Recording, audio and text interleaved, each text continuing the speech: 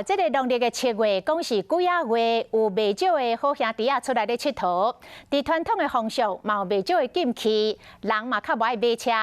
不过，这个台中港煞来出现着破纪录的现象，总共有2600多台进口名车来入港，总计是85亿，打破着台中港开港40多年来的纪录，嘛唔知影这是啥物道理。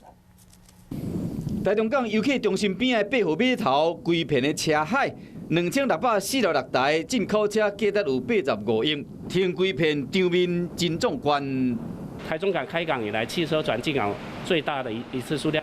依照英国记录，农历7月比较较少人咧买车，想到今年有遮侪进口车运到台中港。疫情的关系，有一些航线就有暂时的停止，那现在已经开始趋缓。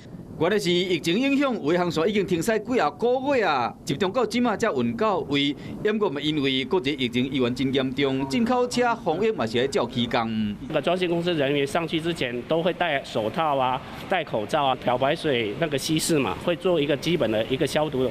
经过2014年到2015年2年间，台中港干那2514台进口车入港。 电脑是今年因为疫情关系，一抓尔到2646台，这是台日航处进口上济数量，甲总计一摆，打破40多年来纪录。